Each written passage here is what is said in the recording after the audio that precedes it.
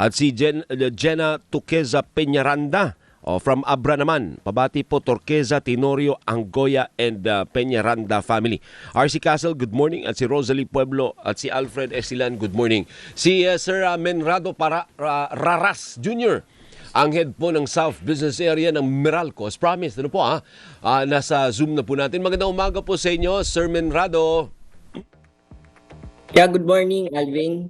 Po, good morning. Ay napatawag po kami. Actually, last week pa po namin gustong makausap yung Meralco dahil may mga case study po kaming nakausap na ang teorya nila nataas daw sumipa ang kanilang bayarin matapos pong palitan ang kanilang metro. Ano po ba yung tama rito, Sir Menrado? Malamang, Alvin, yan yung tinatawag nating service irregularity bill o tinatawag naming differential bill. Ito ay singil na kuryenteng nagamit, ngunit hindi rumihistro sa metro o hindi ito nabayaran dahil sa mga irregularidad tulad ng manipulasyon ng metro or tinatawag minsan nating tampered meter or yung illegal na connection o yung mga tinatawag nating jumper, no? Ito ay hindi siya simpleng kaso ng biglang pagtaas ng konsumo o paglobo ng singil sa kuryente, Alvin, no? Mahalagang maunawaan natin na ito ay hiwalay sa regular na buwanang service bill na karaniwang binabayaran ng mga customers natin. Sa makatuwid po, Sir Menrado, mali ang teorya ng ilan sa ating mga consumer na kaya lumobo ang kanilang bayarin dahil pinalitan ang kanilang metro. Mali yung notion na yon. Hindi po, hindi totoo 'yon, Alvin, no? Kung tutuusin natin sa datos namin, around last year, around 795,000 yung pinalitan natin ng metro at iilan lamang ang mga nakita natin na may diferensya ang metro, no? So that's around 55 to 65,000 a month and hindi naman lahat 'yon tumataas ang bill nila or merong nakitang differential bill.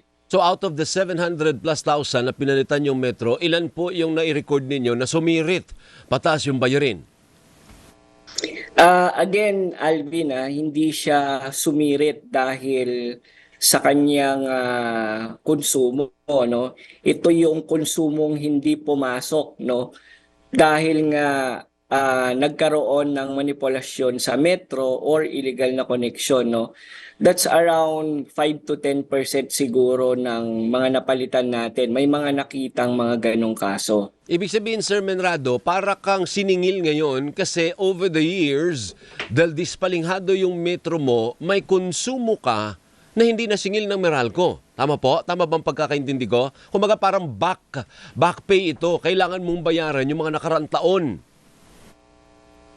Tama, Alvin, pero ang pagkakaiba dito, Alvin, merong irregularidad na nangyari, no? Maaring tampered yung metro, ibig sabihin nagalaw yung metro or yung mismong facilities ng Meralco or yung entrada niya, merong nakakabit na jumper. So ang ginagawa ng Meralco, katulad nga ng sinabi mo, nagbabacktrack lang tayo, sinisingil lang natin yung dapat na ang konsumo mo way back na up to 60 billing months or kung ano man yung informasyon na meron kami. Yan na yan po nangyari dun sa case study ko sa Las Piñas po, yung umabot ng 1.6 million. Ano po? Kaya siguro itanong na rin natin, paano yung renter? Ano? Di naupa po kayo?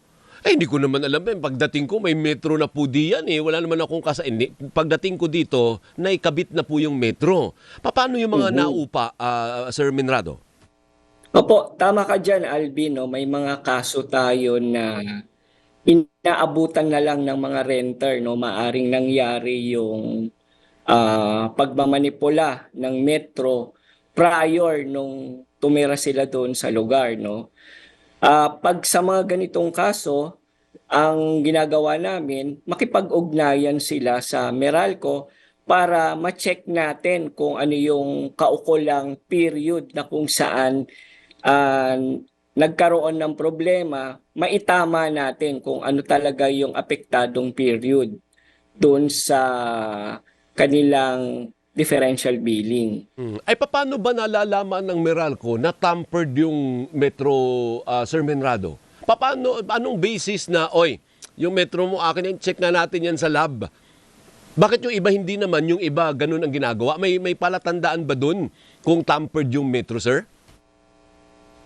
Alam mo, Alvin, no, for your information, no, meron tayong mga isinasagawang routine inspection ng mga meter, no. As part yan ng maintenance at improvement ng metering facilities, no. So, regular na ginagawa yan ng Meralco, no. Meron ding mga instances na may mga nagre-report sa amin anonymously, no, regarding meters na maaaring may concern or issues, no. So given this, itong mga anonymous callers na to, hindi kami makapagbibigay ng ibang detalye beyond that, no. Doon sa mga meron ding mga kaso na nakikita namin na galing sa report mismo ng mga field personnel namin.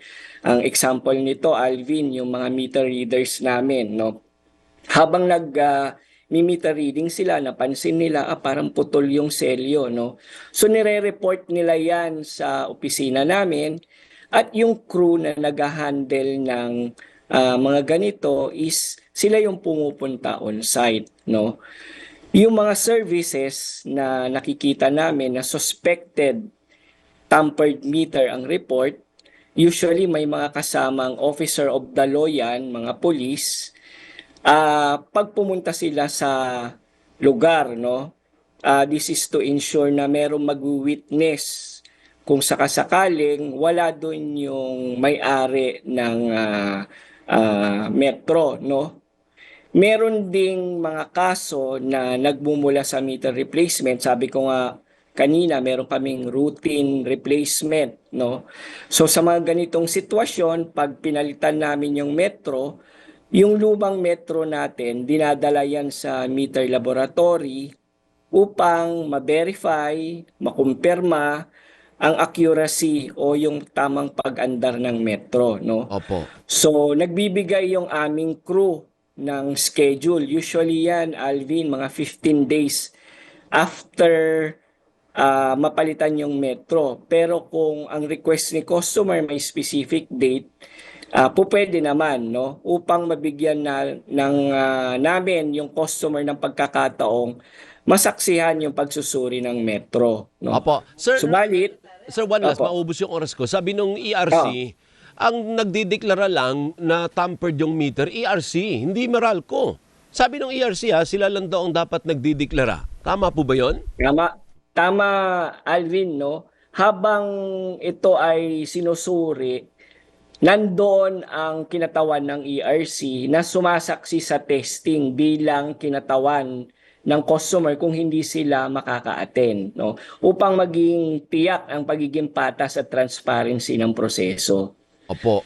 Yung customer dapat nandun din habang ang customer hindi naman kasi engineer. Hindi naman niya alam kung anong kinakalikot dun ng mga engineer dun sa laboratorio, pero dapat nandun siya as witness.